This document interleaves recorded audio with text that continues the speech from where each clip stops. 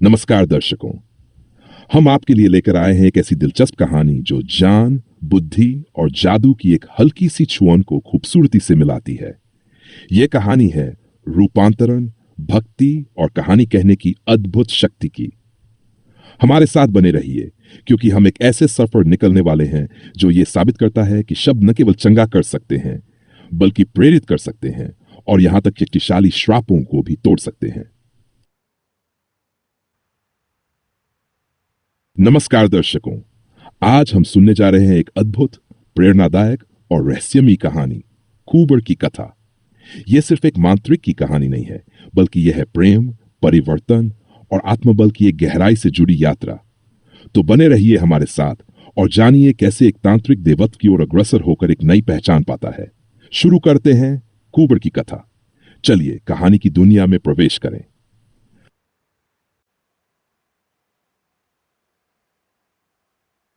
कुबर की कथा। दृढ़ संकल्प वाला राजा विक्रमादित्य फिर से पेड़ के पास गया। पेड़ से शव को उतारकर कंधे पर रख लिया और हमेशा की तरह चुपचाप शान की ओर चलने लगा। तभी शव में से बेताल बोला, राजा, तुम्हारे पास जो लोकज्ञान है, जो शक्ति और सामर्थ्य है और जो वंशानुगत रूप से प्राप्त राज्य है, उनसे तुम प्रजा पर शासन कर सकते हो। फिर भी तुम उससे संतुष्ट न होकर इस आधी रात के समय इस भयानक श्मशान में इतनी यातनाओं को झेल रहे हो, तो इसके पीछे कोई कारण अवश्य होगा। क्या तुम सार्वभौम सत्ता की आकांक्षा रखते हो? अगर वही तुम्हारी इच्छा है, तो फिर वज्र संकल्प, लक्ष्य सिद्धि के प्रति अप्रतिबंधित दीक्षा चाहिए। परंतु यह सब केवल कुछ ही महान आत्माओं के लिए संभव है, सबके लिए नहीं। फिर भी कुछ कुछ समय में ऐसे महान लोग भी मानसिक कमजोरी के कारण दयालुता, करुणा, प्रेम और सहानुभूति जैसी सामान्य प्रवृत्तियों के आगे झुक जाते हैं। इसका उदाहरण स्वरूप मैं कूबर नामक महामांत्रिक की कथा सुनाता हूं। बिना थके ध्यानपूर्वक सुनो, कहते हुए वह यूं कहने लगा। अवंती देश की राजकुमारी स्वर्णलता को अद्वितीय सौंदर्यवती के रूप में ख्याति प्राप्त हुई। उसे विवाह के लिए पाने हेतु विभिन्न देशों के राजकुमारों ने अपने अपने चित्र भेजे। स्वर्णलता ने अपने पिता से कहा, मेरे विवाह के विषय में मैं आपके निर्णय के प्रति प्रतिबद्ध हूं। हमारे देश के लिए किस देश से अच्छे संबंध बन सकते हैं, इस पर विचार करके उस देश के राजकुमार को वर रूप में चुने तो मेरे विवाह से देश को लाभ होगा। राजा मुस्कुराते हुए बोले, मैंने निहार देश के युवराज को तुम्हारे वर रूप में निश्चित किया है। क्या तुम्हें यह स्वीकार है? स्वर्णलता का चेहरा फीका पड़ गया। निहार देश का युवराज दुष्ट, नीच और जनता के लिए संकट स्वरूप है। वह न तो सुंदर है, बल्कि कुरूप है। राजा ने बेटी के चेहरे में आया परिवर्तन देखकर कहा, मुझे पता चला है कि तुम विदेह देश के राजकुमार चित्रसेन से प्रेम करती हो। देश के कल्याण की चिंता किए बिना उससे विवाह कर सुखपूर्वक रहो। स्वर्णलता ने सिर हिलाते हुए कहा, मेरा प्रेम केवल कल्पना में जन्मा है। उसके लिए मैं देश के कल्याण का त्याग नहीं कर सकती। मैं सबसे पहले अपने देश से प्रेम करती हूं। अपने देश के लिए मैं निहार देश के युवराज से विवाह कर लूंगी। राजा ने कोमलता से कहा, तुम्हारा देश प्रेम महान है। मेरे निर्णय पर तुम्हारा विश्वास भी उतना ही महान है। तुम्हारे जैसी उत्तम कन्या के साथ अन्याय नहीं होगा, मेरा यही विश्वास है।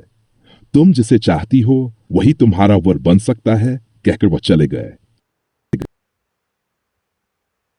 इसी समय चित्रारण्य में कूबर नामक एक तांत्रिक रहता था। उसने तामसिक देवताओं की उपासना करके बहुत सारी शक्तियां प्राप्त की थी। उसकी इच्छा थी कि वह संपूर्ण पृथ्वी का सम्राट बने। एक तामसिक देवी ने उससे कहा कि उसकी यह इच्छा तभी पूरी होगी जब वह स्वर्णलता से विवाह करेगा। लेकिन स्वर्णलता को स्वेच्छा से उससे विवाह करना चाहिए। यदि वह जबरदस्ती करता है तो उसकी सारी शक्तियां नष्ट हो जाएंगी और वह एक सामान्य व्यक्ति बन जाएगा। कूबर ने अपनी तांत्रिक शक्ति से आकाश में यात्रा करके अदृश्य रूप में स्वर्णलता के अंतरपुर मंदिर तक पहुंच गया। उस समय स्वर्णलता हंस के पंखों से बने बिस्तर पर गहरी नींद में थी। बहुत पास जाकर उसका सौंदर्य देखकर कूबर चकित हो गया। उसने सोचा, अब तक मैं सम्राट बनने की कामना से इस कन्या से विवाह करना चाहता था, लेकिन अब मुझे लगता है कि इससे विवाह करना ही सम्राट होना है। स्वर्णलता भोर में नींद से जागी। तब कूबर ने अपना अदृश्य रूप छोड़कर उसके सामने प्रकट हो गया। स्वर्णलता उसे देखकर कुबर ने उससे कहा, सुंदरी, घबराओ मत। मैं तुम्हें किसी प्रकार की हानि नहीं पहुंचाऊंगा। मैं तुमसे प्रेम करता हूं, इसलिए यहां आया हूं। और फिर अपनी पूरी कथा सुनाई। सब कुछ सुनकर स्वर्णलता बोली, मैं एक राजकुमारी हूं। मैं किसी राजकुमार से ही विवाह करूंगी। एक तांत्रिक जैसे तुमसे मेरा विवाह किसी भी स्थिति में नहीं हो सकता। यह बात उसने कुबर से कह दी। जब तक तुम मेरे देश को नष्ट करोगे, उससे पहले मैं आत्महत्या कर लूंगी, ऐसा उसने कहा। तुरंत तांत्रिक ने पूछा, तेरी शर्तें क्या हैं, बता। हमारे देश की प्रजा दो मतों में बंटी हुई है। वे अपने अपने धर्म को श्रेष्ठ मानकर आपस में झगड़ते हैं, जिससे केवल समय की बर्बादी ही नहीं होती, बल्कि वे दुष्कृत्य करते हुए शांति को भी भंग कर रहे हैं। उन सब में तुम बदलाव लाकर आपसी भाईचारा पैदा करना चाहिए। यही मेरी पहली शर्त है, ऐसा स्वर्णलता ने कहा। तुम्हारी दूसरी शर्त क्या है? कुबर ने पूछा। मेरे पिता ने प्रजा कल्याण की भावना से अनेक शासन नीतियां बनाई। उन्हें लागू करने के लिए कई सारे राजकीय अधिकारी नियुक्त किए, लेकिन उनमें से अधिकतर भ्रष्ट हो चुके हैं। उन्हें पहचानना मेरे पिता के लिए भी असंभव हो गया है। तुम उन भ्रष्ट अधिकारियों को पहचानकर उनमें सुधार लाना चाहिए। यही मेरी दूसरी शर्त है, ऐसा स्वर्णलता ने कहा। कुबर सोच में पड़ गया। इतने में स्वर्णलता ने कहा, निहार देश का युवराज अत्यंत नीच है। वह मुझसे प्रेम करता है। यदि मैं उससे विवाह नहीं करती तो वह मेरे पिता को धमकी दे रहा है कि वह मेरे देश को नष्ट कर देगा। उसी के कारण मैं, जिसे मैं अत्यंत प्रेम करती हूं, विदेह देश के युवराज चित्रसेन, उसे भूल जाने का निर्णय ले रही हूं। तुम निहार देश के युवराज में अच्छाई का संचार करना है। यही मेरी तीसरी शर्त है, ऐसा स्वर्णलता ने कहा। यह सुनकर कुबर चौंक गया। तो इसका मतलब तुम चित्रसेन से प्रेम करती हो। ऐसे में यदि मैं तुम्हारी शर्तें पूरी करता हूं तो क्या तुम मुझसे प्रेम करोगी और विवाह करोगी? अपने देश के कल्याण के लिए मैं उस नीच निहार देश के युवराज से विवाह करने को तैयार हुई हूं। यदि तुम इतने सारे अच्छे कार्य करोगे तो मैं तुमसे विवाह क्यों नहीं करूंगी, ऐसा स्वर्णलता ने कहा। ठीक है, मैं जा रहा हूं। जब तक मैं लौट कर नहीं आता तब तक तुम किसी और से विवाह नहीं कर सकती। इसके लिए मैं तुम्हारे गले में यह हार डाल रहा हूं। यदि मैं नहीं बल्कि कोई और तुम्हें छुएगा तो यह हार सांप बनकर उसे डस लेगा, और केवल मैं ही इस हार को तुम्हारे गले से निकाल सकता हूं, कोई और नहीं। ऐसा कहते हुए कुबर ने स्वर्णलता के गले में एक मोतियों का हार डाल दिया और वहां से रवाना हो गया। तांत्रिक पहले अपने उपासना मंदिर पहुंचा और सभी तामसिक देवताओं को मंत्रोच्चारण से बुलाया। वे सभी प्रकट हुए और उसकी इच्छा सुनकर बोले, अब तक किसी ने हमसे ऐसी इच्छा नहीं की थी। तेरे कारण हमें भी पुण्य प्राप्त करने का अवसर मिल रहा है। हमारी सारी शक्तियां तेरे अंदर प्रवेश कर रही हैं, लेकिन अपने कार्य की सिद्धि के लिए तुझे प्रेम की देवी की भी उपासना करनी होगी। हमारी शक्तियां तेरी शक्ति को बढ़ाएंगी, इसलिए इस संसार में कोई भी शक्ति तेरा सामना नहीं कर सकेगी। लेकिन शक्ति केवल मनुष्य को जीतने के लिए काम आती है। मन को जीतने के लिए प्रेम की आवश्यकता होती है। तुमने यह समझा या नहीं? तुम जो कार्य करना चाहते हो वह मन से संबंधित है, ऐसा प्रेम की देवी ने कहा। तुरंत कुबर ने प्रेम की देवी की उपासना शुरू की। वह महाशक्तिशाली था, इसलिए शीघ्र ही प्रेम की देवी उसके समक्ष प्रकट होकर बोली, प्रेम के बिना तुम्हारी इच्छा पूरी नहीं होगी। लेकिन तुम अत्यंत नीच और स्वार्थी हो। तुम्हारे अंदर प्रेम अंकुरित होने में बहुत समय लगेगा। तुम्हारी कार्य सिद्धि के लिए मैं स्वयं तुम्हारे भीतर निवास कर सकती हूं। यदि तुम्हें स्वीकार है तो कहो। तांत्रिक ने प्रसन्न होकर सहमति दी। सबसे पहले कुबर जनता के बीच गया और कहा कि वह दिव्य अंश वाला है। उसके दिखाए चमत्कारों से लोग उसकी ओर आकर्षित हो गए। कुछ ही दिनों में कई लोग उस पर विश्वास करके भक्त बन गए। कुबर ने बहुत सारे अच्छे काम किए। कई असाध्य रोगों को ठीक दृष्टि दी, गरीबों को धन दिया, बंजर जमीनों में फसलें उगाईं। इसके बाद कुबर ने भगवान के बारे में प्रचार शुरू किया। वह हर धर्म के लोगों के सामने उसी रूप में प्रकट हुआ जैसा वे मानते थे, और कहा, तुम जिस भी नाम से ईश्वर को मानते हो, तुम सभी भाई बहन हो। यदि तुम आपसी द्वेष के कारण एक दूसरे का विनाश करोगे तो मैं चुपचाप देख नहीं सकता। मुझे दुख देने वाले काम मत करो। धीरे धीरे जनता में बदलाव आने लगा। अवंती देश से धार्मिक वैमनस्य समाप्त हो गया।